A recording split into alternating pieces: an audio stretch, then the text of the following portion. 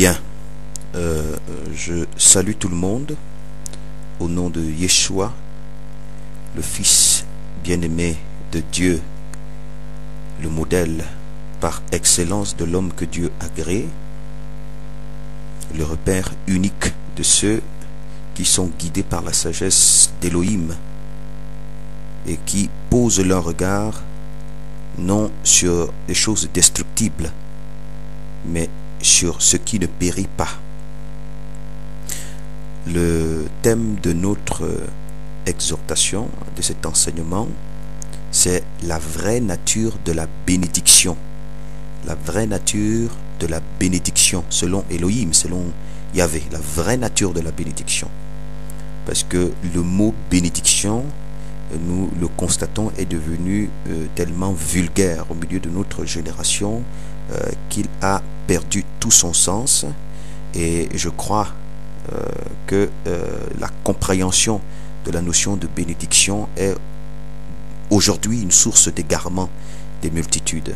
Et nous prions vraiment le Seigneur dans ces temps de la fin, où il est en train de mener les temps vers l'accomplissement, d'accorder à chacun de nous la grâce d'être éclairé de sa lumière pour le rencontrer dans sa pensée, parce que c'est la connaissance de la vérité, la connaissance de la vérité, parce que le mensonge a sa part de révélation, la connaissance de la vérité qui rend libre l'homme.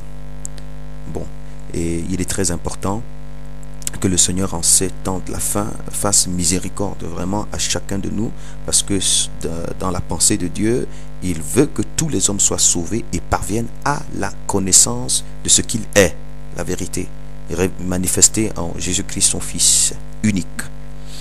L'Éternel dit dans Ésaïe 55 à partir du verset 8, « Mes pensées ne sont pas vos pensées, mes voix ne sont pas vos voix. » Ce qui fait que on peut comprendre très bien que l'univers, c'est tout un univers qui nous sépare, qui sépare le raisonnement humain, la conception humaine des choses, la pensée humaine de la vie et des choses, de la pensée de Dieu. C'est tout un univers. Donc, ce qui fait vraiment que comme Dieu est esprit, comme le Christ lui-même il a dit, il faut que ceux qui l'adorent en esprit et en vérité, parce que Dieu est esprit, Dieu n'est pas chair. Dieu ne se définit qu'à partir de lui-même, à partir de son univers. Donc nous comprenons combien il doit nous faire grâce, nous accorder la faveur de nous élever vraiment dans sa pensée en lui. C'est pour ça qu'on a vraiment besoin des dispositions d'humilité favorables à ce que le Seigneur puisse nous mener ainsi. Donc on va traverser tout un univers pour aller rencontrer le Seigneur dans ses pensées, et on réalisera combien est-ce que la parole qui révèle que les désirs de la chair, l'esprit a des désirs contraires à la chair en a de contraires à l'esprit, combien cette parole elle est vraie, combien cette parole elle est vraie. Alors nous parlerons donc de la vraie nature de la bénédiction. Et il y a une chose que je m'en vais aussi préciser, c'est ce qui est révélé dans 1 Corinthiens chapitre 2 à partir du verset 12. L'apôtre Paul dit que nous n'avons pas, il parle de lui et de ceux qui ont été sanctifiés comme lui par la vérité, la parole de Dieu est la vérité. Nous n'avons pas reçu l'esprit du monde, mais l'esprit qui vient de Dieu, afin que nous connaissions, donc par cet esprit, les choses que Dieu nous a données par sa grâce. Et nous en parlons, il parle de ces choses, et nous en parlons non avec des discours qu'enseigne la sagesse humaine, mais avec ceux qu'enseigne l'esprit, employant un langage spirituel pour des choses spirituelles. Or, les Écritures nous ont été restituées par les gens de l'espèce de Paul. Donc, et ils ont restitué des faits spirituels, des réalités spirituelles, et ont employé un langage spirituel pour rendre témoignage donc à ces réalités spirituelles. Ce qui fait que pour comprendre le message qui est révélé au travers des Écritures, il faut vraiment rencontrer l'esprit, il faut voyager dans l'espace de l'esprit, dans l'univers de l'esprit, pour comprendre le sens des Écritures selon leur pensée. Parce que tout ce qui est révélé dans les Écritures ne renvoie qu'aux choses de l'esprit, qu'aux choses spirituelles. Le langage de Dieu est un langage spirituel. C'est un langage essentiellement spirituel. L'homme naturel, l'homme charnel, qui dépend de l'environnement terrestre, ne comprend absolument rien. C'est pourquoi, par réflexe, lorsqu'on va vers les Écritures, on a tendance à, euh, à mener la parole, à rendre témoignage du monde matériel. Tout ce qui est écrit, c'est ça, tout révèle notre nature, hein, renvoie, nous faisons que les Écritures qui renvoient, qui rendent témoignage des choses de l'esprit, des réalités glorieuses et merveilleuses, que ces paroles, la parole qui la vie rend témoignage des choses destructibles, parce que dans le fond, notre nature est bien attachée à ces choses destructibles, et c'est l'univers dans lequel nous vivons. Donc la vraie nature de la bénédiction, et le but de cette démarche et de cet enseignement qui nous concerne d'ailleurs tous n'est pas de... Et surtout que par la grâce de Dieu, parce que seul le Seigneur a le pouvoir d'éclairer un homme, seul le Seigneur a le pouvoir d'ouvrir l'esprit de qui que ce soit, et seul le Seigneur a le pouvoir d'affranchir des liens d'iniquité tout homme. C'est pas l'œuvre d'un homme, c'est l'œuvre de Dieu. Bon, et nous nous rendons disponibles comme de simples instruments, étant parfaitement conscients aussi, comme l'apôtre Paul a dit, je traite durement mon corps, je le tiens assujetti, afin qu'après avoir prêché aux autres, moi-même je ne sois pas désapprouvé.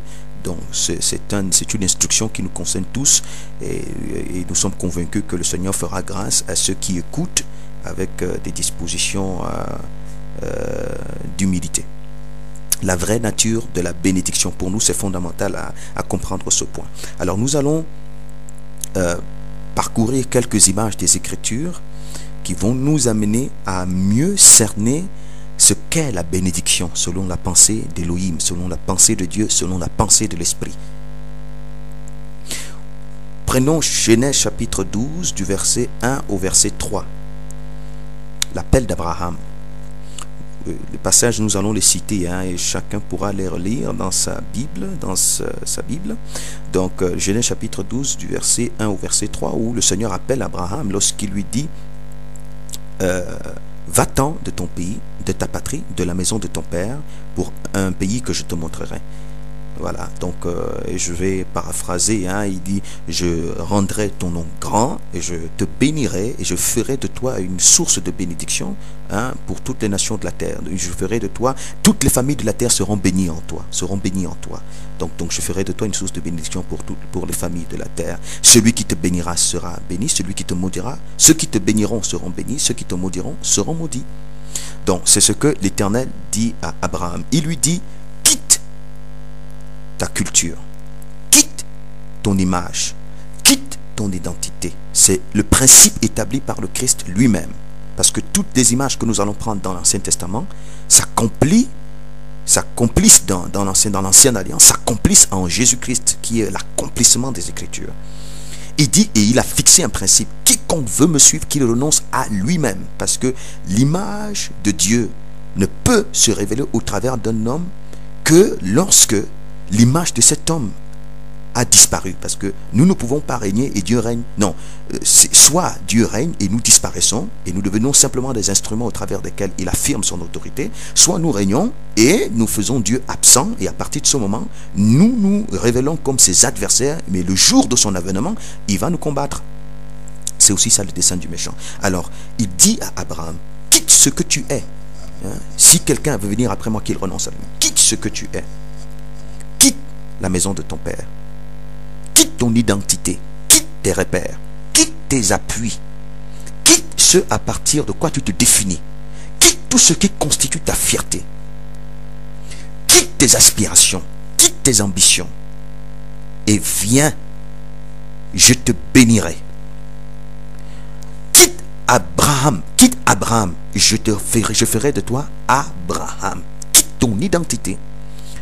Donc en réalité, Dieu appelle Abraham à un changement d'identité, parce que Abraham symbolise l'humanité déchue, parce que dans toute l'histoire des Écritures, le message fondamental de Dieu pour l'humanité, c'est qu'il veut faire partir les hommes déchus, habités de l'iniquité, de leur nature unique, pour que ces hommes connaissent le miracle de la résurrection, pour le rencontrer dans sa divinité, afin que ces hommes accomplissent ainsi la vocation fondamentale qu'il a fixée pour l'humanité lorsqu'il a créé, en disant, faisons l'homme pour qu'il soit à notre image, faisons l'homme selon notre image, faisons l'homme à notre image selon notre ressemblance. D'autres versions disent, faisons les humains pour qu'ils soient à notre image, ceux qui nous ressemblent, c'est-à-dire l'expression de notre projection, de notre révélation, de notre manifestation. Donc c'est en réalité tout le plan de Yahvé. Donc quitte donc ce que tu es, quitte renonce à toi-même, quitte ce que tu es, et je ferai de toi une humanité nouvelle. Tout cela s'accomplit en Yeshua, je le rappelle encore. Et Abraham va donc quitter ce qu'il est pour suivre Dieu, quittant et suivant Dieu comme le suivant dans le vide, parce que dans le fond, il dit pour un pays que je te montrerai. Abraham n'avait pas encore une perception parfaite, mais il savait que de toutes les façons, c'est Dieu qui le mène, et forcément là où Dieu le mène, c'est dans une dimension extrêmement glorieuse. Et cela est juste d'ailleurs, parce que Dieu est son créateur. Il n'est sur la terre que pour accomplir ses desseins. Il a suivi par obéissance, il a suivi parce qu'il a cru en lui, il a su que c'est Yahvé qui l'appelle, celui par qui il respire, celui par qui il existe, et il est juste de se consacrer à lui. Il a eu foi, il est allé vers lui. Et l'Éternel lui dit, je te bénirai. C'est quoi la nature de la bénédiction que l'Éternel promet à Abraham? Et nous allons mieux le comprendre au fur et à mesure que nous allons évoluer. Et je vais prendre une autre image. On le comprendra. Je prendrai une autre image, toujours tirée dans... vous connaissez dans Genèse chapitre 28, à partir du verset... nous disons très bien, nous rappelons le thème. Le thème, c'est la vraie nature de la bénédiction selon Yahvé. C'est quoi la bénédiction selon la pensée d'Élohim? Genèse chapitre 28, du verset 10 au verset 22, vous connaissez tous le songe que Jacob va avoir lorsque il va aller et il va se reposer, il va dormir pendant son voyage, et le Seigneur va venir le visiter par un songe. Et dans cette visitation, ce qui lui est révélé, c'est une échelle dont le sommet, une échelle qui prenait appui au sol, et dont le sommet touchait au ciel. Le sommet touchait au ciel. Et les anges de Dieu, et au-dessus de cette échelle, il n'y avait que Dieu. Et les anges de Dieu montaient et descendaient sur cette échelle. Montaient et descendaient sur cette échelle. Et vous allez très bien voir qu'effectivement, c'est exactement ce que Jésus va dire quand il parlera de Nathanaël. Il dit, mais parce que je t'ai dit que je t'ai vu, tu as cru, mais désormais vous verrez les anges de Dieu monter et descendre sur le Fils de l'homme. C'est l'accomplissement. Yeshua en est l'accomplissement. Alors, qu'est-ce que Dieu révèle à Jacob? Dieu révèle à Jacob sa vocation véritable. Il révèle que c'est lui l'échelle. Il est sur la terre, mais il va s'élever au-dessus, dans les cieux, et au-dessus de lui, il n'y aura que Dieu. Et il deviendra un instrument au travers duquel l'Éternel se déploiera pour venir se révéler aux nations de la terre. C'est pour ça qu'il lui est dit dans ce sens, je ferai de toi une source de bénédiction pour les nations de la terre. Tu vas partir, mais je te ramènerai dans le pays et je ferai de toi une source de bénédiction pour toutes les nations de la terre, pour les nations, pour les peuples de la terre. Donc, Jacob va se réveiller de ce sens parce que Jacob était jeune. C'est vrai qu'il a posé cet acte qui est en fait qui sera le motif pour lequel le Seigneur doit le mener. Parce que Jacob a compris que, Dieu a compris que Jacob, en réalité, ce qu'il désirait dans le fond de son être, c'était vraiment accéder au statut divin pour devenir l'expression de Yahvé, pour devenir vraiment la projection de Dieu au milieu d'Israël et au milieu du peuple. Bon, et le Seigneur va répondre à ce désir, mais il faut que Jacob vive une expérience claire, parce que Jacob n'a pas encore clairement et vraiment bien perçu, parce qu'il faut que pour que Jacob entre dans sa vocation, qu'il connaisse qui est Dieu.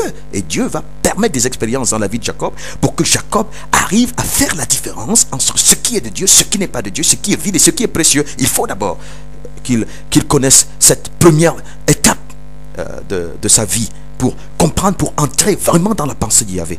Il faudrait que la propre pensée de Jacob soit confondue, parce que Jacob symbolise vraiment un homme qui est encore pour le moment sous la domination de l'iniquité, mais qui manifeste malgré cette condition le désir de connaître Dieu. Alors le Seigneur va le mener.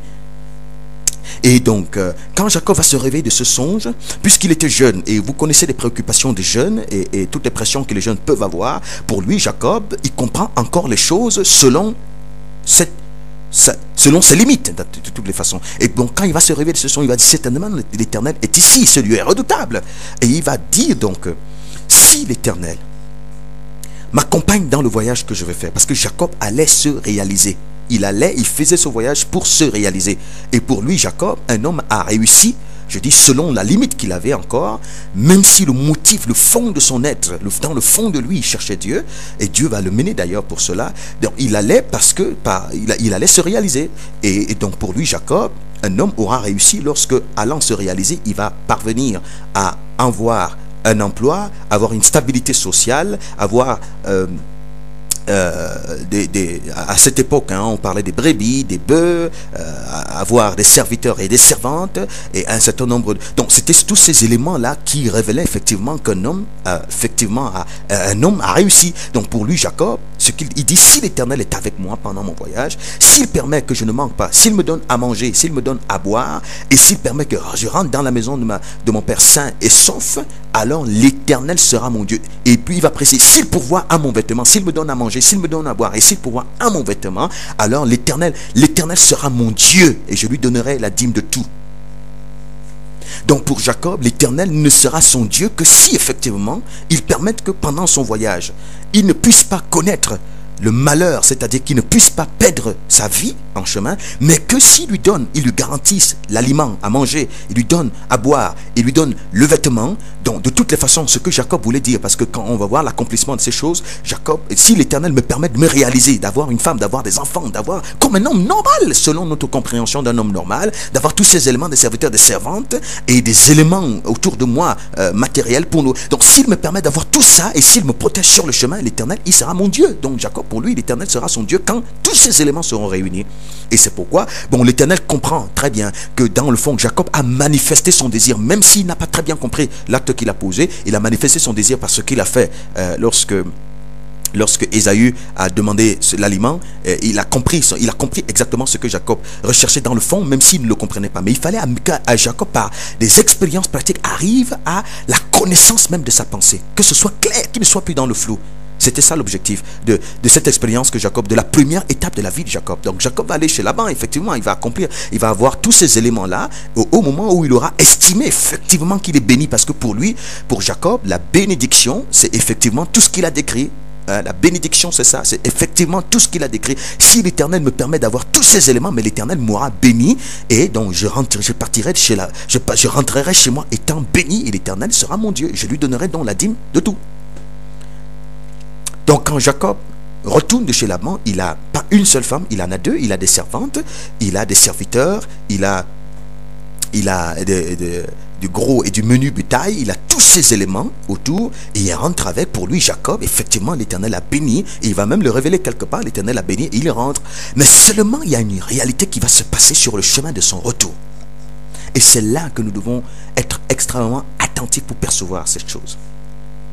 Pendant que Jacob rentre, il y a une information qui va remplir Jacob de foi. On va lui dire, parce que Ésaü n'a jamais digéré ce qui s'est passé. Ésaü n'a jamais digéré cela, et il a nourri une haine forte. La haine étant le signe du gouvernement de la mort. Jacob symbolise, Ésaü symbolisant là ici la mort, toute la haine de la mort contre l'homme. Donc il y a une forte contre Jacob. Donc Jacob, on lui dit que Ésaü est en train de venir vers lui avec une armée forte. Bon, et les premières intentions d'Ésaü, c'était de venir terrasser Jacob et de tirer vengeance de ce qui s'est passé il y a quelques années. Mais et là, quand Jacob va recevoir cette nouvelle, il sera déstabilisé. Il va user de toutes les stratégies pour échapper à ce désir de vengeance que Ésaü, son frère, a nourri contre lui. Il va utiliser toutes les stratégies. Il va prier l'Éternel. Vous lisez très bien le passage, les différents chapitres de la Genèse qui précèdent le chapitre 32 où Jacob va lutter avec Dieu. Vous allez voir tout ce que Jacob va faire par lui-même, par ses propres efforts, pour essayer d'échapper à la puissance de la mort qui venait pour le terrasser. Il va prendre toutes les mesures, il va prier, il prie, il dit, mais tu m'as béni, tu m'as donné tout ce que maintenant je m'en vais, mais ne me laisse pas périr. Ne me laisse pas périr. Jacob rentre dans un champ de confusion. Il chante de confusion. Il réalise combien il s'est battu pendant toutes ces années. Toutes ces années, il a pu avoir tout ce que l'homme croit qu'en ayant cela, il est vraiment béni. Tout ce que l'homme croit qu'en ayant cela, il est vraiment accompli selon la pensée de Dieu. Il a vraiment réussi. Il va obtenir, il va avoir tous ces éléments. Mais il va réaliser une chose, c'est qu'avec tout cela, il est inférieur à la mort. Il est inférieur à la mort. Il réalise que tout cela peut disparaître en une seule seconde, et tout ce pourquoi il a travaillé pendant toutes ces années, va disparaître en une seule seconde. Mais Jacob sera dans une confusion profonde, parce que le produit de son activité pendant ces années n'aura pas le pouvoir de le protéger de la puissance de la mort qui le gouverne. Et cette peur qu'il extériorisait révélait clairement qu'il est inférieur à la nature de la mort. La mort est un esprit. Ça montrait que malgré toutes ses activités, tout le produit de son activité n'avait pas réussi à l'élever au-dessus du prince de la mort, au-dessus de Satan. Il en était inférieur. C'est pour ça qu'il avait peur, Jacob. Il va se remettre en question. Il va se demander qu'est-ce qu'il allait chercher chez Laban pendant toutes ces années. Qu'est-ce qu'il allait faire? À quoi bon tout ce qu'il a accumulé? Et il rentre avec ça, il s'est dit qu'il est béni. Mais à quoi bon cette bénédiction? Si cette bénédiction ne peut pas lui donner d'échapper à la puissance, à la peur, à la puissance destructrice de la mort. À quoi bon? Il sera vraiment dans un questionnement terrible.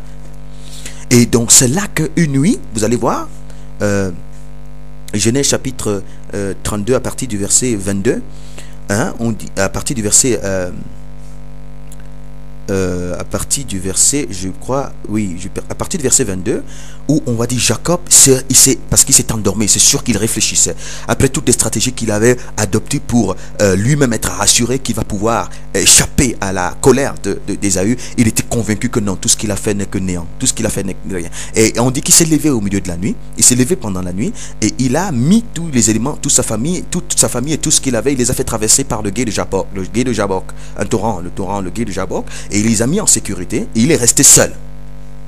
Il est resté seul, la parole dit qu'il est resté seul, et pendant il est resté seul, et il a lutté toute la nuit avec Dieu.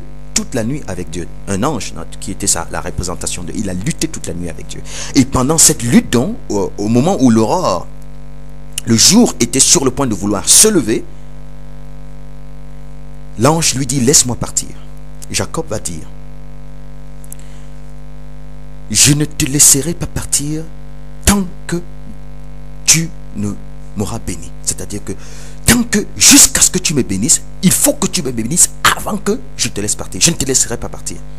Mais on peut se poser donc la question, mais Jacob a affirmé qu'il était béni parce qu'il avait pu connaître la stabilité matrimoniale, avoir une femme, même pas une, deux, et même pas seulement deux, et puis les servantes de ces femmes, il a pu aller avec elles, il a eu des enfants en grand nombre, il a eu du bétail en grand nombre, il a eu tout ce que les gens voient, ce en quoi les gens, tout ce qui constitue aux yeux des humains la bénédiction de l'Éternel. Mais Jacob s'affirmait, mais l'Éternel, tu m'as béni. Mais maintenant, pourquoi demande-t-il, s'il avait été béni, pourquoi va-t-il alors réclamer la bénédiction? Et c'est quoi la nature de cette bénédiction que Jacob réclame? Il dit, je ne te laisserai pas partir tant que tu ne m'es béni. Et l'ange lui dit, l'Éternel lui dit, quel est ton nom?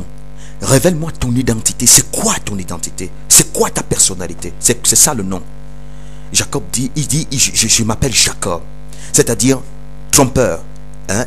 Trompeur qui renvoie à voleur, qui renvoie à cupide, qui renvoie à tout ce qui est de nature opposée à la nature de Dieu. C'est-à-dire, il décrit là, par le nom de Jacob, le nom de Jacob symbolise la personnalité même, l'identité même de l'humanité déchue, totalement opposée à la nature de Dieu. Donc Jacob il dit, je suis Jacob. Il dit, tu ne t'appelleras plus Jacob. Désormais, tu t'appelleras Israël. Il a lutté avec Dieu. Avec les hommes, il a été vainqueur. C'est-à-dire, tu t'appelleras Israël. Israël, c'est le premier-né de l'Éternel. C'est-à-dire, je te donne donc ce que tu as convoité, ce que le fond de ton être a convoité, même si ta chair a pris le dessus par la suite, je te donne le statut divin, c'est-à-dire que ça symbolise le statut du Christ. Tu es le premier-né de toute la création. Je fais de toi mon fils, mon premier-né, c'est-à-dire ma représentation. Je te rends conforme à moi, je te rends conforme à moi, je te donne mon statut, je te donne mon statut au milieu de la création. C'est exactement ce que l'Éternel est en train de dire à Jacob. Ça montre que quand Jacob disait à l'Éternel, bénis-moi, il était en train de dire, change mon identité, rends-moi comme tu es. Parce que Jacob est la malédiction. Jacob est maudit. Alors, qu'on donne à Jacob maudit, tout le monde entier, même le monde entier sera maudit avec lui. Mon problème, ce n'est donc plus que je n'ai pas de femme. J'ai compris très bien que mon problème, la bénédiction n'a rien à voir avec le fait de se réaliser socialement, de se réaliser matrimonialement, de se réaliser financièrement. Non, la bénédiction, il a compris à partir du moment que la bénédiction, c'est entrer dans le statut de Dieu, revêtir sa nature, son identité. Et c'est cette réalité qui donne à l'homme, qui donne à celui qui est béni le pouvoir de se lever au-dessus de la mort. Au-dessus de la mort. Il dit, bénis-moi, c'est-à-dire rends-moi comme toi. Consume-moi dans ma nature, donne-moi ce que tu es, donne-moi ce que tu es. Et l'Éternel dit donc, tu ne seras plus ce que tu es, tu seras moi. ma représentation, mon reflet, mon expression vivante dans le monde. Ainsi, la bénédiction, et cela révèle donc à partir de ce que la bénédiction, c'est Dieu. La bénédiction a une nature spirituelle, la bénédiction n'est pas matérielle et la bénédiction a une définition unique parce qu'on ne peut pas attribuer au même mot deux définitions totalement opposées. Une définition qui est tirée à partir, qui a pour fondement le monde d'en haut et une définition qui a pour fondement le monde d'en bas. Non, non, pas du tout. La bénédiction a une définition unique parce que c'est Dieu qui définit les mots. La bénédiction, c'est Dieu lui-même. C'est la nature de Dieu, c'est le statut de Dieu, c'est l'identité de Dieu. Et Jacob l'a compris au travers de son expérience. Parce qu'il a réalisé que pendant toutes ces années, pensant qu'il était béni, il était demeuré lui-même Jacob, c'est-à-dire espèce maudite. Il a compris que son vrai problème, en réalité, que la bénédiction, la bénédiction selon la pensée de Dieu, c'est que Dieu le dépouille de cette nature de la malédiction pour l'élever dans son statut, afin qu'il devienne sa représentation. C'est Dieu en Jacob qui constitue la protection de Jacob, qui constitue sa richesse, qui constitue sa bénédiction, même s'il n'a rien. Combien c'est redoutable. Combien c'est terrible. Mais oui, combien c'est terrible. Et c'est ainsi que pendant cette nuit, lorsqu'il va se réaliser en Jacob le miracle de la résurrection, il va disparaître à son identité de Jacob. Il va naître à l'identité de Dieu manifesté en Yeshua plus tard. Quand il partira de là, il se lèvera, ce ne sera plus Jacob qui se lèvera, ça sera Israël, c'est-à-dire la représentation de Dieu, c'est-à-dire Dieu fait chair. C'est un symbole, hein? C'est un symbole. Parce que Dieu, dans l'ancienne alliance, agissait par symbole, sachant que l'avènement du Christ allait accomplir les Écritures, allait révéler véritablement sa pensée. Dieu soit loué. Et c'est pour ça que lorsque Israël, non plus Jacob, Israël qui est la vie, qui est au-dessus de la mort, va se lever, alors que Ésaü était en train, qui était le symbole de la mort, était un instrument entre les mains de la mort pour venir détruire Jacob, il va se produire lorsque Israël va se lever, il va aller à la rencontre d'Ésaü. C'est pendant cette nuit que Jacob a acquis la victoire sur la mort. Pendant cette nuit, quand Jacob va se lever parce qu'il a vaincu la mort en entrant dans l'identité de Dieu, ce n'est qu'un symbole à ce niveau-là. La mort qui influençait Ésaü va sentir que le plus grand vient de se lever. Il va quitter Ésaü. Et Ésaü, sur le chemin, va changer d'intention. Parce qu'il venait vraiment, les premières intentions, c'était venir assouvir sa vengeance. Sur le chemin, parce qu'il s'est passé un miracle en Jacob. Jacob disparaissant sa nature, qui n'attire que la ruine, parce que la malédiction attire la malédiction, entrant dans la nature de la bénédiction, c'est-à-dire de Dieu, ça fait donc en sorte que l'Éternel, se levant en Jacob, a influencé la mort qui agissait sur Ésaü, et sur le chemin, au même moment, Ésaü a pris conscience que ce qu'il allait faire n'était pas bien.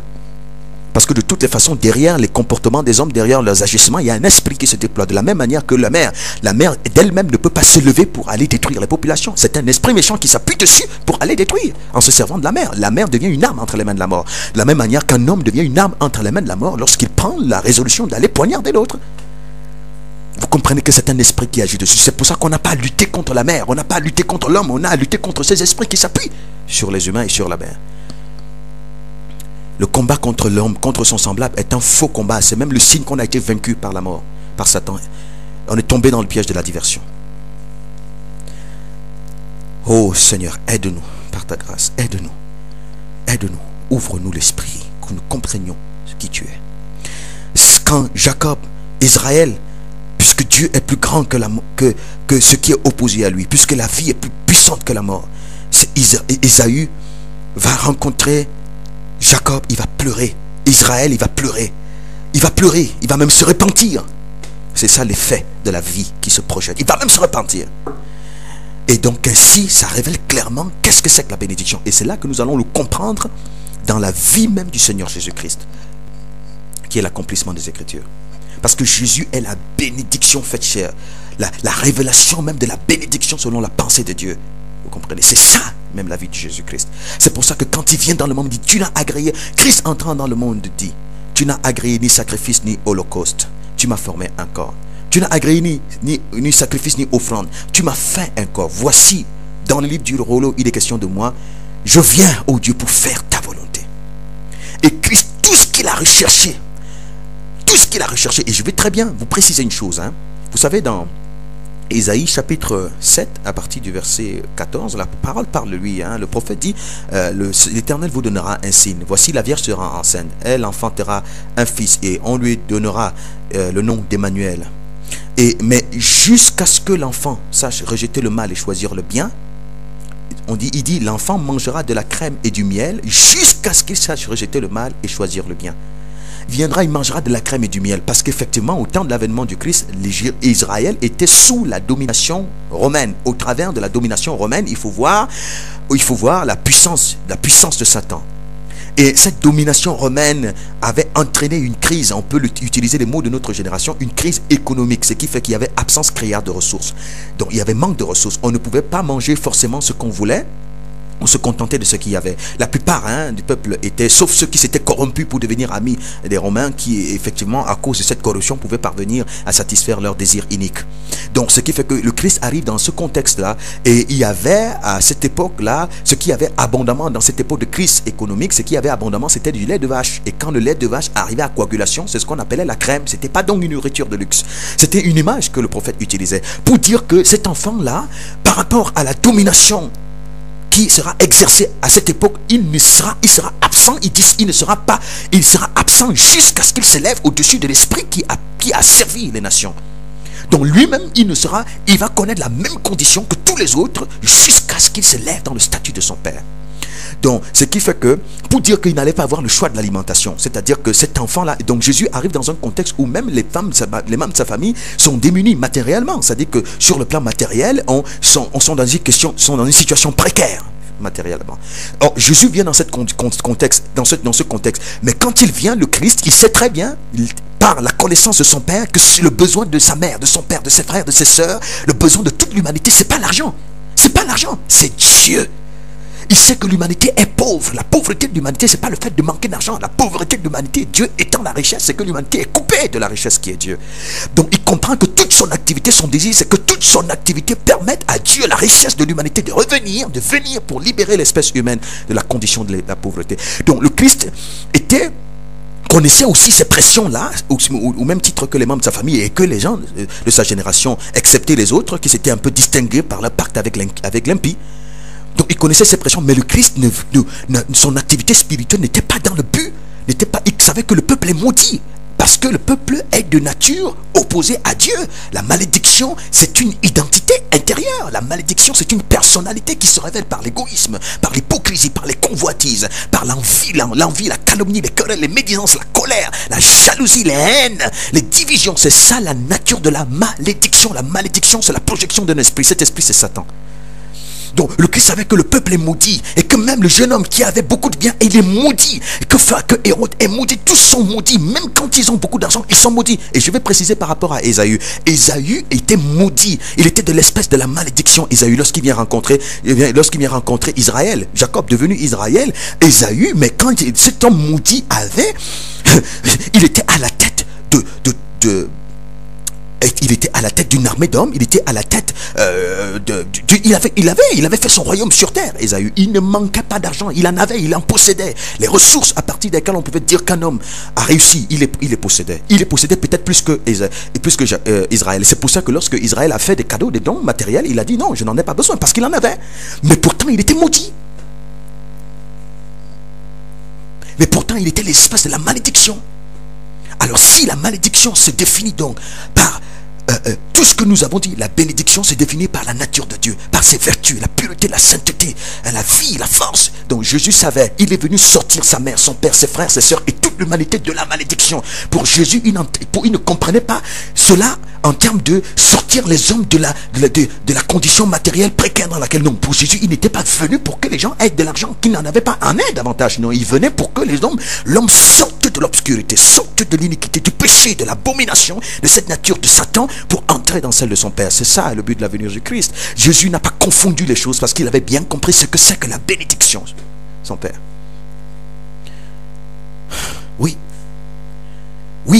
parce que la bénédiction de l'Éternel ne se fait suivre d'aucun chagrin. Et Jésus savait que les hommes ont de l'argent, les hommes sont mariés. Tel dit, mais quand je serai marié, je suis sûr que je serai heureux. Mais quand tu es marié, tu as plus d'amertume que quand tu ne l'étais pas.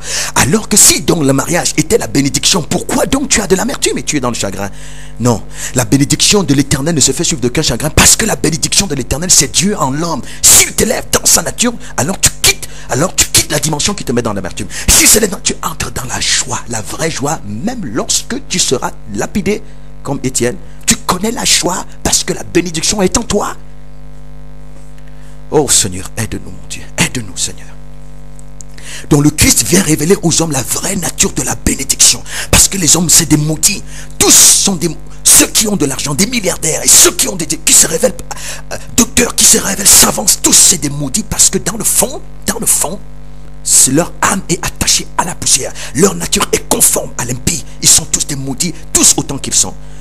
Et mais le Christ vient par amour donner sa vie pour que les hommes comprennent qu'est-ce que c'est que la bénédiction. Il vient révéler par sa vie le vrai modèle de la bénédiction. Et il vient ouvrir le chemin pour que les hommes puissent revenir vers la véritable bénédiction. C'est-à-dire le mariage avec Elohim pour devenir vraiment, pour revêtir son image, sa nature, ses vertus et en devenir l'expression vivante. C'est pour ça que toute la vie de Jésus, il ne demandait ni l'aliment, ni l'habit, ni les chaussures, ni les promotions sociales, ni les visas, ni les voitures. Parce que pour Jésus, je ne suis pas béni parce que j'ai ces choses. Ça n'a rien à voir avec la bénédiction. Rien à voir avec la bénédiction. La bénédiction, c'est Dieu. Oh Seigneur. Et c'est pour ça que le Christ, pendant toute sa vie, puisque Dieu, il dit, mon Père, tu m'exauces toujours. Et on comprend que s'il est devenu l'expression de son Père, c'est parce que tout ce qu'il a demandé à son Père, c'était lui-même. Depuis qu'il était tout petit.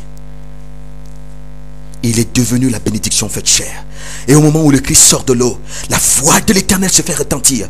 Sur la terre, à cette époque où Jésus sort de l'eau, il y avait des brillants, des jeunes hommes bardés de diplômes. Il y avait des savants. Il y avait des rois. Il y avait des gens, des milliardaires. Mais Dieu n'a pris plaisir à aucun de ces aucun d'eux.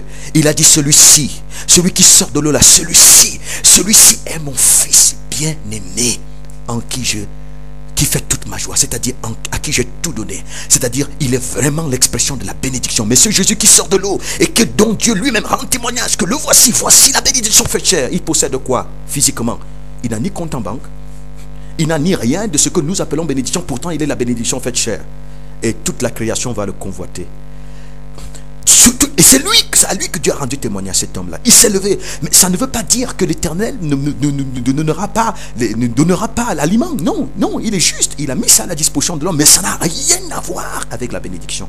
Rien à voir. Il était la bénédiction faite chair. La révélation même de la bénédiction selon la pensée de Dieu.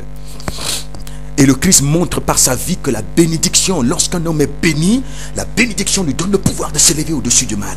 La bénédiction, lorsqu'elle se réalise en l'homme, elle lui donne le pouvoir de s'élever au-dessus du péché, de l'iniquité. La bénédiction, elle donne à l'homme le pouvoir d'obéir à Dieu. La bénédiction donne à l'homme le pouvoir de lui être entièrement soumis en toutes choses. La bénédiction donne le pouvoir de renoncer au monde pour se consacrer à Yahvé. C'est ça la bénédiction, le vrai visage de la bénédiction. C'est pour ça qu'il dit à ses disciples, ne cherchez pas ce que les nations appellent bénédiction, pourtant ce n'est que malédiction. Mais cherchez premièrement le royaume de Dieu. Ne dites pas que mangerons-nous, que boirons-nous, de quoi serons-nous. Que ce ne soit pas le fondement de votre quête. Ne cherchez pas ces choses, cherchez les choses d'en haut. Cherchez la bénédiction, c'est-à-dire votre transformation à l'image de mon Père. Mais il ne manquera pas dans cette disposition de disposer tous les jours ce qui est nécessaire. Vous n'aurez pas de vous soucier du lendemain. Parce que s'il nourrit les oiseaux, à combien plus forte raison vous les humains? Mon Dieu, aide-nous. Aide-nous. Et Jésus est donc le modèle même de la bénédiction. Et la conséquence d'un homme béni, ce qui l'impacte, ce qui montre qu'un homme est béni, c'est que lorsqu'un homme est béni, puisqu'il entre dans la nature de Dieu, il devient Dieu fait chair. Dieu était en Jésus. Et le produit, la manifestation de la bénédiction, c'est que la création est affranchie de la puissance de la mort et elle revient au culte de Dieu. La conséquence, le produit, la manifestation de la bénédiction, lorsqu'elle est réalisée à un homme, c'est que l'Éternel, par son esprit, éclaire toutes les nations, jette la lumière sur les peuples et tout le monde se découvre. Et tout le monde découvre sa nudité. Et il libère ceux qui sont retenus dans la captivité par crainte de la mort. C'est ça la bénédiction. Le visage de la bénédiction, c'est Dieu. Ce n'est pas l'argent. Ce ne sont pas les promotions sociales. Ce ne sont pas les diplômes. Ce n'est pas tout ce qui brûle. Parce que la bénédiction est indestructible. Oh mon Dieu. La bénédiction est plus puissante que le feu. Le feu ne peut la consumer. La bénédiction, quand elle vient à un homme, elle lui donne un destin éternel. Il entre dans la dimension infinie, indestructible. Il devient plus grand que Satan. La bénédiction, c'est cette dimension qui élève l'homme au-dessus de Satan. Satan est un esprit. Vous n'allez pas le vaincre parce que vous avez de l'argent. Il ne gouverne pas. Moi, je dis souvent aux gens, parfois on dit au Seigneur, donne-moi pour ta gloire, donne-moi ci, donne-moi ça. Tout ce que nous demandons, c'est tout ce qui nous garde tout ce qui nous garde dans notre condition animale. Pourtant, Satan, et on croit que c'est parce que j'aurai tout ce que je demande que j'accéderai vraiment à l'intelligence, que j'accéderai au pouvoir, à la domination. Mais non, Satan domine les nations de la terre. Il domine les peuples, mais il a fait quelle école? Il a quel diplôme? Il domine, il gouverne même tous les rois. Pourtant, il n'est passé par aucun cursus établi par les hommes. Pourquoi? Parce qu'il est esprit, parce que sa nature lui donne la transcendance sur la création. Et il comprend très bien que l'être humain ne me dominera pas parce qu'il possède les choses de la terre. Non, bien au contraire, ces choses participent à la servir. L'être humain, pour me dominer, il faut qu'il accède à une nature supérieure à la mienne. Alors il faut dévier l'homme de cette compréhension, amener l'être humain à comprendre que si tu possèdes les éléments extérieurs, tu me domineras. Ruse de Satan. Et tu demeures dans ta condition animale. Demeure dans la condition animale. Mais le Christ est venu lever le voile pour révéler aux hommes la vraie nature de la bénédiction.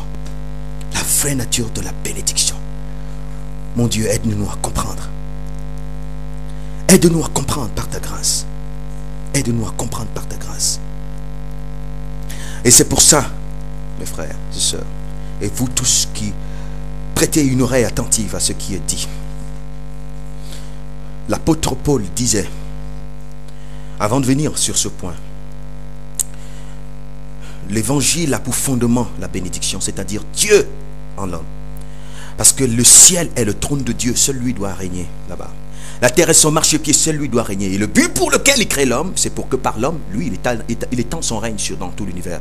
Que l'homme soit effacé et que lui soit vu. C'est là, dans cette disposition d'effacement, que l'homme trouve sa gloire. Parce que celui qui est abaissé, celui qui recherche à être élevé, ce qu'il recherche, c'est son abaissement. Mais celui qui recherche son effacement, dans le fond, ce qu'il recherche, c'est son élévation. Que le frère de condition humble se glorifie de son élévation. Mais que le riche, au contraire, c'est-à-dire celui qui croit être alors qu'il n'est rien, se glorifie de son humiliation. Parce qu'au jour de l'éternel, il abaissera ce qui est hissé devant lui pour défier son autorité. Et voilà la ruse de Satan.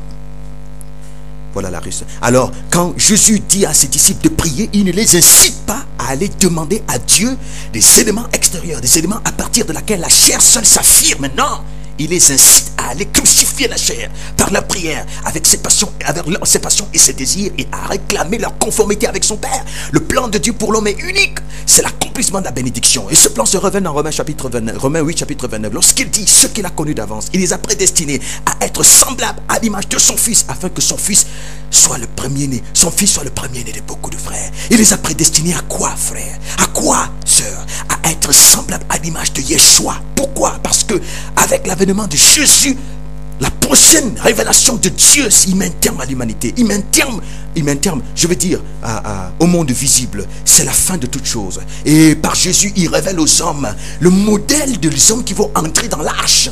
Que tous ceux qui ne seront pas conformes à Jésus vont connaître la ruine. Mais tous ceux qui accéderont à la nature de Yeshua, c'est ceux-là, c'est cette espèce-là qui entreront dans l'arche. Un peu comme Dieu dit à Noé, va choisir des espèces. Ces espèces, c'est ça accompli à Yeshua.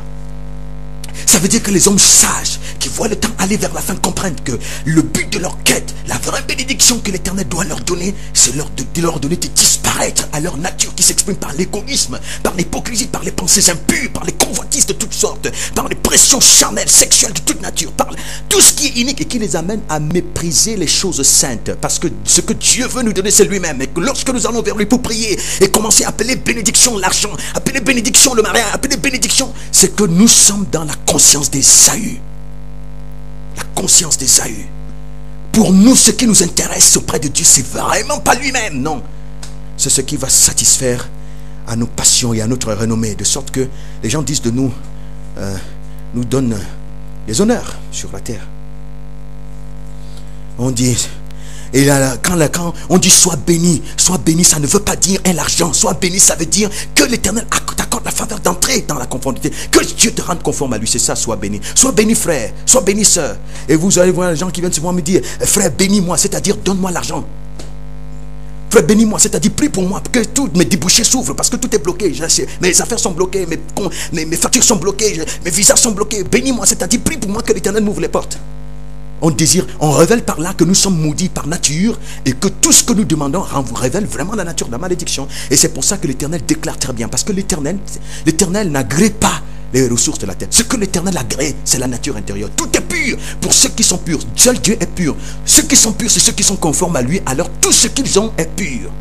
Parce que c'est ce que nous sommes qui purifie ce que nous avons. Aussi longtemps que nous sommes souillés, tout ce que nous avons est souillé, ayant même le monde entier. C'est pour ça que l'Éternel a rejeté l'offrande de Caïn.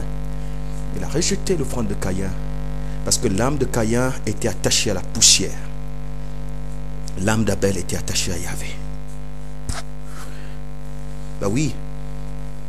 Ce que l'Éternel a agréé, c'était chez Abel, c'était pas en fait les fruits. Je veux dire, c'était pas en fait le bétail. Ce qu'il a agréé, c'était son cœur.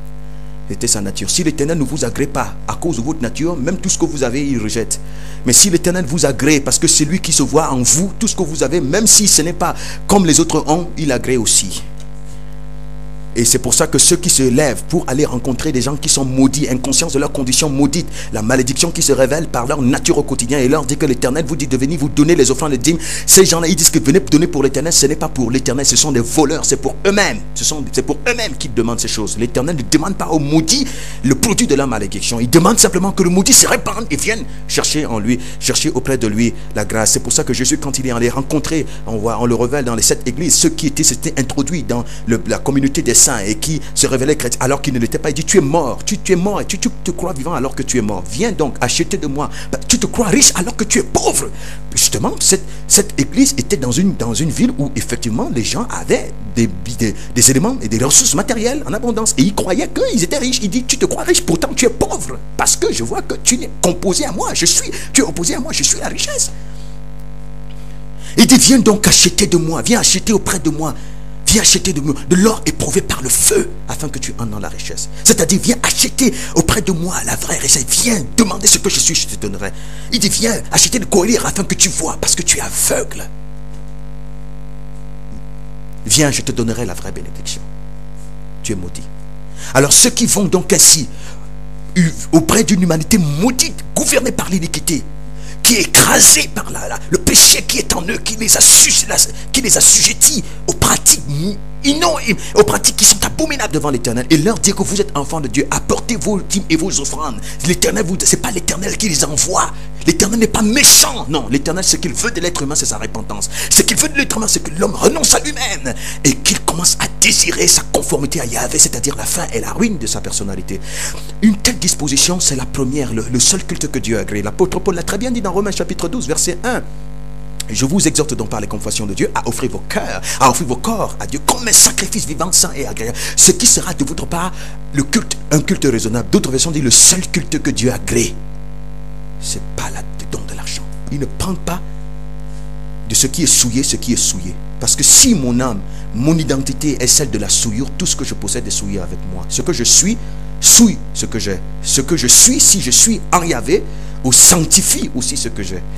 Oh Seigneur, aide-moi. Donc la bénédiction n'a rien à voir avec le périssable, le destructible et les éléments extérieurs à partir desquels la chair tire sa gloire. La bénédiction, c'est Dieu. Et lorsqu'elle se révèle, elle se manifeste par sa personnalité. Et l'effet de la bénédiction dans le monde détruit la puissance de l'iniquité, chasse les ténèbres et provoque la résurrection massive de ceux qui sont retenus dans la captivité. Voilà la bénédiction. Et c'est pour ça que l'apôtre Paul, dans Éphésiens chapitre 1,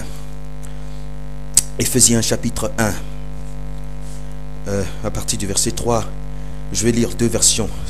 Louis II et Semeur 2000, la version Louis II dit: béni soit Dieu, le Père de notre Seigneur Jésus-Christ, qui nous a bénis de toutes sortes de bénédictions spirituelles dans les lieux célestes en Christ. Et il va poursuivre au chapitre au verset 4. En lui, parce qu'il révélera donc la vraie nature de cette bénédiction, en lui Dieu nous a élus avant la fondation du monde pour que nous soyons saints et irréprochables devant lui. Il dit d'abord: béni soit Dieu le Père de notre Seigneur Jésus-Christ, qui nous a bénis de toutes sortes de bénédictions, toutes sortes, c'est-à-dire que quand tout ce qu'on appelle bénédiction, tout ce qui concerne la bénédiction, il nous a bénis de toutes sortes de bénédictions dans les lieux célestes en Christ.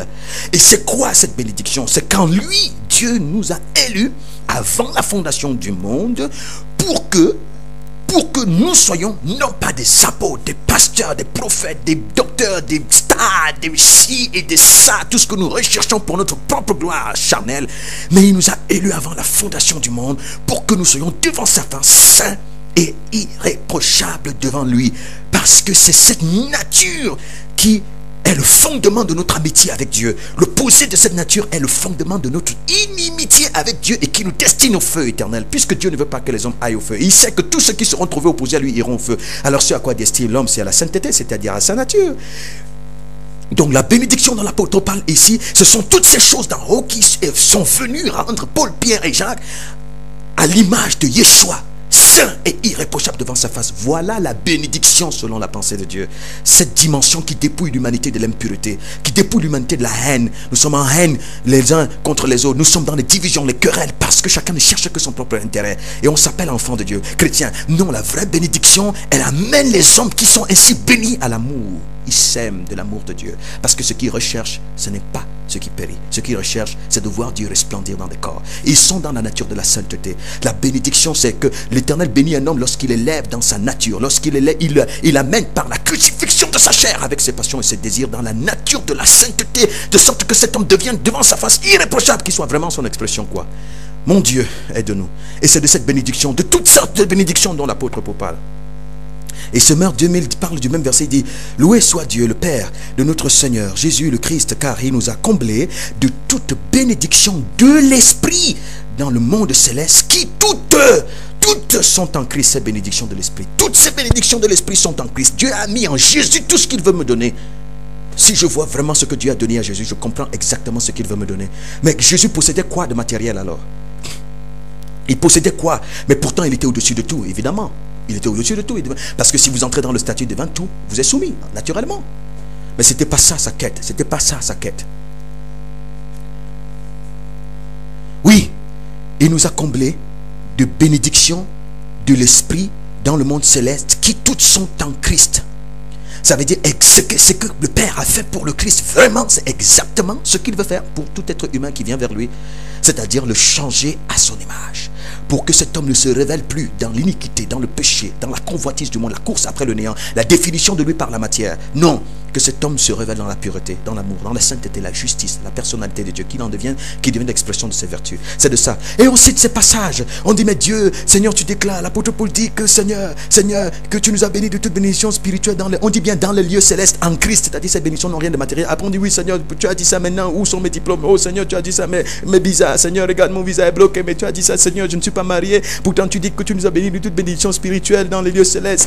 Seigneur, regarde, mon salaire est bloqué, Seigneur, regarde mes promotions, Seigneur. On révèle toute notre confusion. Les bénédictions, dit bien spirituelles dans les lieux célestes en Christ. Nous parlons de tout ce qui est matériel, tout ce qui renvoie au monde terrestre, tout ce qui renvoie. On montre par là que celui qui nous inspire à comprendre les Écritures, c'est vraiment le monde, c'est vraiment l'esprit du monde. Il faut comprendre donc à partir de là qui nous habite. Qui nous habite. Et c'est important de le percevoir en ces temps de la fin, parce que nous ne courons pas le risque de nous tromper nous-mêmes, pensant que nous sommes des vierges sages, pourtant nous sommes des vierges folles, et que ce jour le Seigneur nous dise: je ne vous ai jamais connu, vous qui commettez l'iniquité, qui êtes des maudits. Vous avez réussi à avoir vos promotions sociales, vous avez réussi à avoir vos visas, et ça a changé votre nature. Vraiment, ça vous a délivré de quoi? Vous êtes plus envieux qu'avant, ayant obtenu toutes ces choses. Vous avez fini d'obtenir ces choses. Ça vous a changé en quoi? En quoi ça vous rend saint et irréprochable devant Dieu lorsque vous possédez tout l'objet de vos convoitises? Mais et c'est pour cela quand les gens disent que Satan est assis sur mes bénédictions, Satan est assis sur mes bénédictions, mais c'est une déclaration extrêmement blasphématoire. C'est une déclaration extrêmement blasphématoire.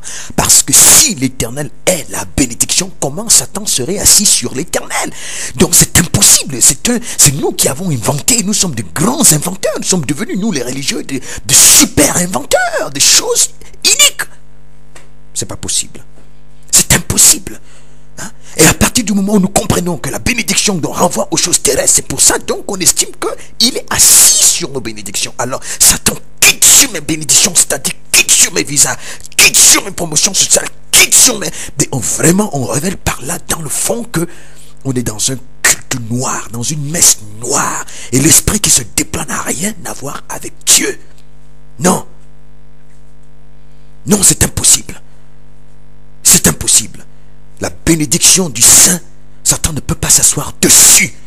Non, la bénédiction du Saint, c'est Dieu. Il va à la pause, il va accéder à sa bénédiction lorsqu'il commence à réclamer sa conformité avec Dieu. Et Dieu va l'élever à ce niveau parce que Dieu est juste.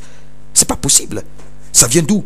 Satan est assis sur mes bénédictions. Il est assis. Hein? C'est parce que Satan, hein, ton oncle, il y a quelqu'un qui t'a attaché. Il est assis sur tes bénédictions. C'est pas possible. Et on envoie le feu sur l'oncle. Le feu sur ceux qui sont assis sur. J'envoie le feu sur ma tante. J'envoie le feu. Je renvoie back to the sender. Je renvoie le feu sur si on est vraiment dans une activité diabolique. Ça montre vraiment par là qu'on est des armes entre les mains de la mort. Repentons-nous, vraiment, repentons-nous. Mais non, c'est pas possible. C'est pas possible. Hein? Malheur à ceux qui appellent le mal bien, le bien mal. Malheur à ceux qui appellent bénédiction, malédiction et malédiction, bénédiction. N'appelez pas conjuration tout ce que ce peuple appelle conjuration. N'appelez pas bénédiction ce que ce peuple appelle bénédiction, parce qu'il est inspiré des ténèbres, ce peuple-là. Il voit à partir du noir, à partir des ténèbres. Non, non, c'est pas possible. La bénédiction, c'est Dieu. La bénédiction, c'est Dieu, comme nous le disons. Et Satan ne peut pas donc... C'est une expression qui ne tire pas sa source des Écritures. Hein, Satan est assis sur nos bénédictions. On a vu ça où? Nous, on a vu ça où? Qu'il est écrit quelque part que Satan est assis sur les bénédictions d'un saint. On a vu où? Puisque selon l'esprit, la bénédiction n'a rien à voir, ne renvoie pas aux choses terrestres. Donc c'est nous qui avons inventé. Nous avons inventé. Voilà, donc c'est très important à le comprendre. C'est très, très important. Et on est dans des maudits. Parce que si on considère bénédiction vraiment comme l'accumulation des ordures, hein, ce que nous appelons l'accumulation des ordures, mais écoutez, les trafiquants de drogue qui ont des milliards, ils vont s'estimer plus bénis. Alors là, c'est la bénédiction, parce que quelqu'un a 2 millions, il dit l'Éternel m'a béni. Mais celui qui en a des milliards, il va dire quoi? À peine j'ai un petit bac, l'Éternel m'a béni. Celui qui a le doctorat, il dira quoi? Mais j'ai cherché le visa pendant 8 mois. Ça fait 6 ans que je cherche le visa pour les États-Unis. Mais il y en a qui ils y vont comme ils respirent. C'est-à-dire qu'ils maudissent Dieu, il se lève, il prend son visa, il part. Après, il revient le lendemain par caprice. Ils y vont tous les jours. C'est-à-dire vraiment, quand il veut, il part, il voyage. Quand il veut, il ne voyage pas parce que vraiment, il veut. Il se lève un matin, il dit, je vais passer mon week-end à Londres. Mais il maudit Dieu. C'est-à-dire, sa vie, c'est vraiment l'expression de la malédiction. Il se lève, il s'en va. Et si tu appelles donc ça la bénédiction, mais on est vraiment dans la malédiction. On est vraiment dans la malédiction. On est vraiment dans un autre culte. On est vraiment dans un autre évangile. Non pas qu'il y a un autre évangile, mais c'est vraiment l'œuvre du malin, quoi. Et c'est pour ça que ceux qui veulent se faire voir, s'affirmer, et qui comprennent que les peuples ont des pressions matérielles. Hein, ils savent très bien que les peuples ont des pressions matérielles. Et pour eux, le motif de leur spiritualité, c'est se servir de Dieu, si c'était possible, instrumentaliser Dieu à des fins uniques pour satisfaire leur passion. Ils prennent la Bible pour dire Dieu va vous bénir. Ils réussissent à réunir des multitudes qui se laissent ainsi abîmer. C'est vraiment un massacre spirituel de conscience. Lorsqu'on est vraiment... C'est vraiment un renfort de la malédiction. C'est terrible. Et c'est pour ça qu'on dit, mais l'Éternel, donne-moi l'enfant. Si tu me donnes l'enfant, je serai béni. Tu bénis-moi, donne-moi l'enfant, bénis-moi, donne-moi l'enfant, donne-moi. Et on prie, on finit par voir l'enfant. On a cet enfant 5 mois, 1 an, 2 mois après, on dit, tu arrives chez la même personne qui allait rendre témoignage. Vraiment, l'Éternel m'a béni, il m'a donné un enfant, il m'a béni, il m'a donné. Mais il y en a qui maudissent Dieu. Mais chaque fois qu'elles conçoivent, ces femmes-là, ce ne sont que des jumeaux. Elles en ont derrière plein des enfants. Mais pourtant, vraiment, elles le méprisent par leur vie. Mais non.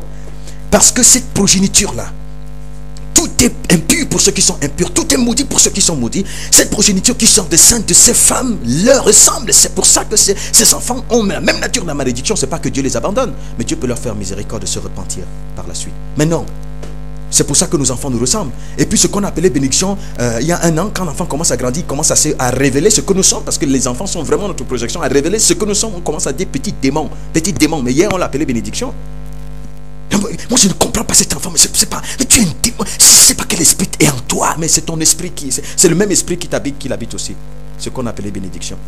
Elle ne se fait suivre d'aucun chagrin, celle de Dieu. C'est-à-dire que celle de Dieu, c'est lui-même la bénédiction, mon Dieu. Et vous allez voir tous les témoignages tournent autour de tout ce qui concerne la satisfaction de tout ce qui concerne les désirs d'Ésaü, le mépris de ce qui est saint. Mais toute notre activité, on jeûne, on prie pour réclamer la bénédiction, c'est-à-dire l'accomplissement de nos convoitises.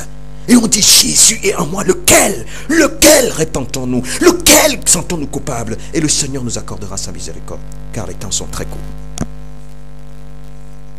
sont très courts. Béni soit Dieu, le Père de notre Seigneur Jésus-Christ, qui nous a bénis de toute bénédiction de l'Esprit. Ces bénédictions, ce sont les fruits de l'Esprit, la personnalité de Dieu, l'amour, la justice, c'est ça la bénédiction. Quand il se révèle, Dieu est vu dans le monde. Et le monde sort de l'obscurité. La bénédiction, lorsqu'elle se révèle, s'il y a 1, 2, 3 personnes qui entrent dans la vraie nature de la bénédiction, le monde sort de l'obscurité. Sort de l'obscurité. Satan est jeté. Il est jeté dehors, il est mis à nu. Personne ne peut plus se cacher parce que ce peuple se révèle comme la lumière. Mais oui, c'est ça la bénédiction. Et Dieu prend plaisir d'un tel peuple. Et il dit à Israël, tu m'abandonnes pour courir après les choses de néant, pour devenir toi-même néant. Toi-même néant. Oui. Et il est important que nous le comprenions. Mon frère, que tu le comprennes, que tu comprennes cela. Jeune dame, que tu le comprennes. Et que nous recommencions à reconnaître. Et c'est pour ça que j'ai pris une image chez quelqu'un un jour. J'ai dit, souvenez-vous de l'image que le Christ avait donnée. 2 personnes qui entrent dans le temple. C'est-à-dire 2 personnes qui disent s'approcher de Dieu. L'une d'elles est venue brandir ses promesses, ses prouesses. Seigneur, tu sais que je suis ton enfant. Tu sais que Seigneur, je jeûne. Ça dit que vraiment, il demande à Dieu combien il est son enfant. Pourtant, vraiment, il est habité de l'iniquité. Il est habité du péché. Il ne se connaît pas. Comme Pierre disait à Jésus, Simon Pierre, avant sa conversion, je suis prêt à mourir avec toi. Parce qu'il ne se connaissait pas. Il croyait vraiment que l'amour de Dieu était en lui. Pourtant, c'est la haine qui n'était que le produit de sa nature, parce qu'il ne pouvait pas se délivrer lui-même. Il a pleuré amèrement lorsqu'il a réalisé que ce qu'il appelait amour de Dieu en lui, c'était vraiment la haine contre Dieu.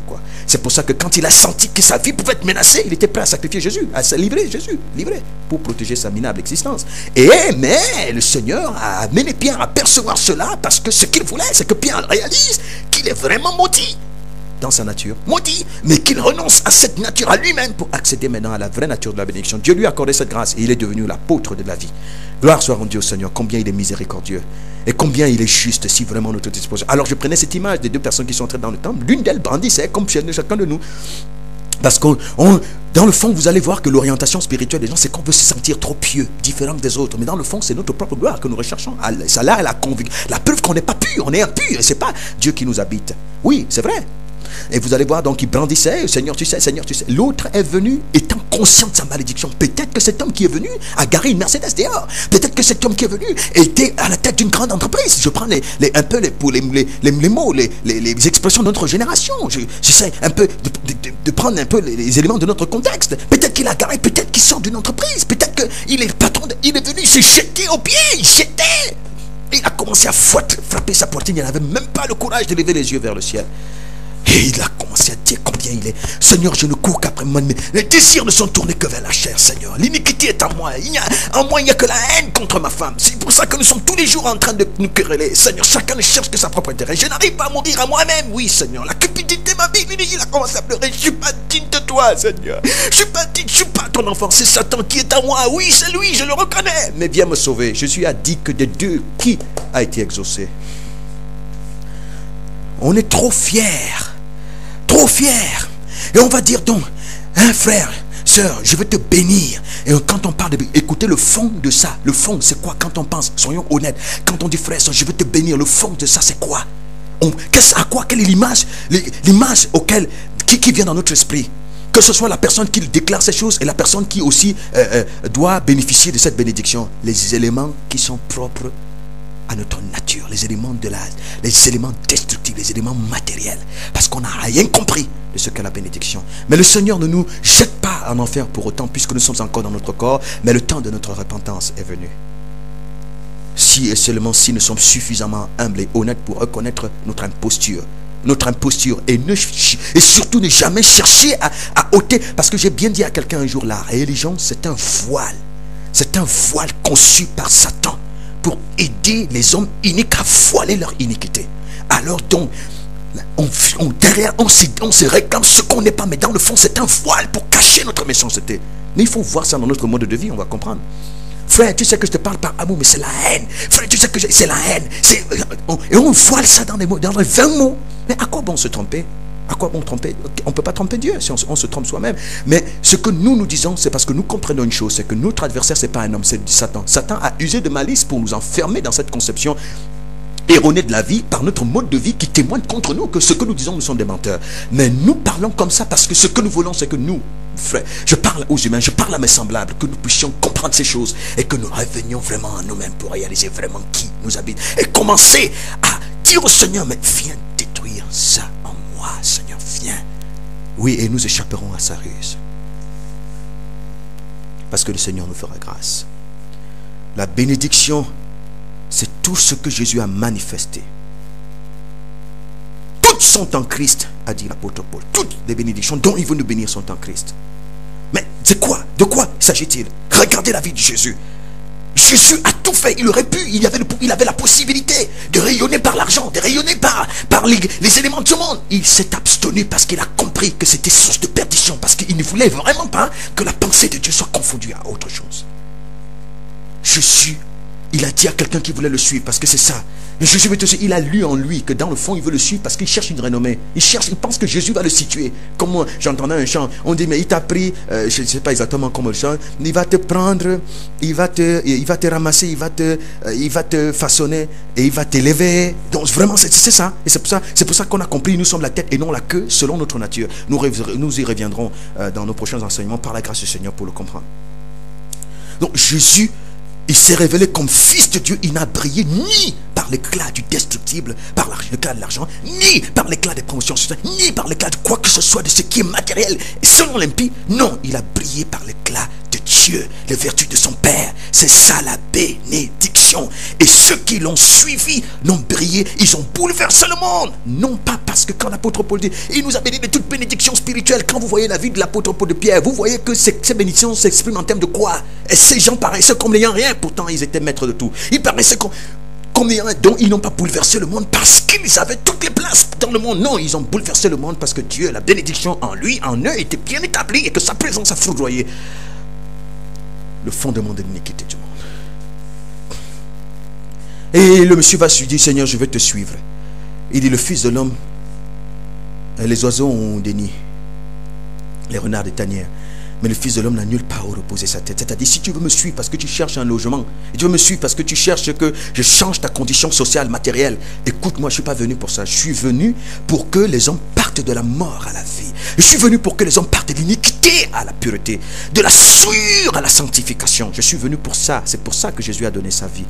On a fait du sacrifice de Jésus un prix que Dieu a payé pour que les portes de nos percées sociales, matérielles, financières, je ne sais pas moi, de toutes sortes de nature puissent se réaliser. Et on est donc dans une démarche abominable et ce qui révèle que nous sommes des maudits. Et c'est vrai, nous sommes vraiment. Et c'est là qu'on doit commencer à dire au Seigneur, mais nous comprenons pourquoi. Depuis toutes ces années, nous disons que nous sommes enfants de Dieu et nous prions, mais nous sommes différents de Jésus.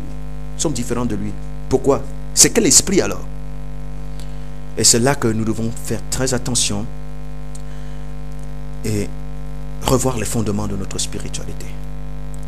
La bénédiction, et c'est pour ça que dans la compréhension de la bénédiction, selon le monde, ça a favorisé l'émergence d'une race de loups qui se sont réclamés apôtres, pasteurs, prophètes, et poussant les gens à convoiter davantage le monde en disant quand ils parlent de bénédiction, ça renvoie au monde. C'est vraiment des serviteurs de l'esprit du monde. Serviteurs de l'esprit du monde, c'est-à-dire que ce que le Christ, Satan, a proposé au Christ quand il leur a dit, prosterne-toi à mes pieds, Adam, et je te donnerai tous les royaumes de la terre et leur gloire. C'est-à-dire que l'ensemble de tous les visas, l'ensemble de toutes les promotions sociales, l'ensemble de tous les éléments matériels, je te les donne. Jésus a regardé cela comme de la bouille. Arrière de moi, Satan, le culte ne voué qu'à l'Éternel et à lui seul.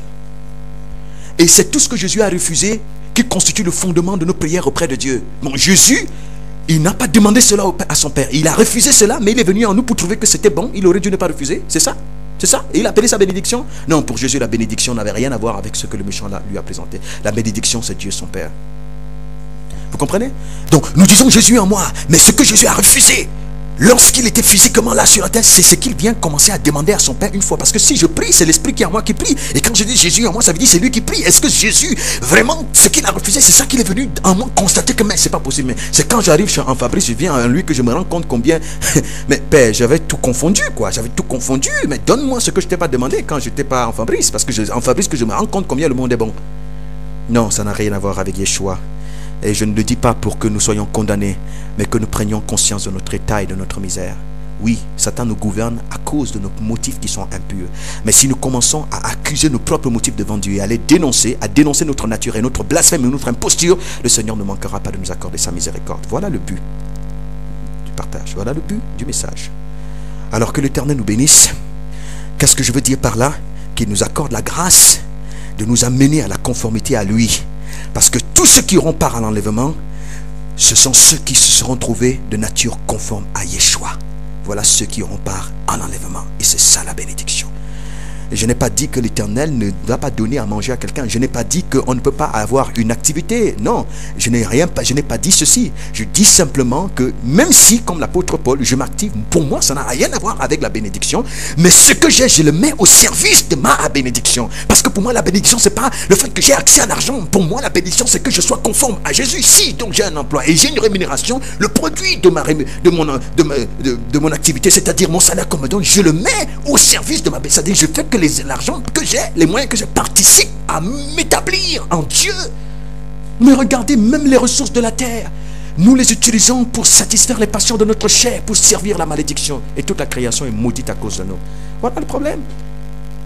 La manière même dont nous utilisons les ressources que nous avons montre effectivement, vraiment effectivement, que ce que nous recherchons, c'est vraiment soigner notre image unique. C'est vraiment pas notre transformation, notre effacement. Non. Et ce qui montre vraiment, l'apôtre Paul, il y avait une activité, mais il mettait tout le produit de cette activité au service de la bénédiction. C'était pas l'argent, mais la bénédiction, c'était que Dieu se réalise dans des hommes pour en faire son royaume, son armée et se révéler. Ça n'a rien à voir avec la bénédiction, le fait d'accumuler des ressources. Non, c'est vrai. Non, c'est vrai. C'est très important de le comprendre. Hein. C'est très important de le comprendre par la grâce du Seigneur.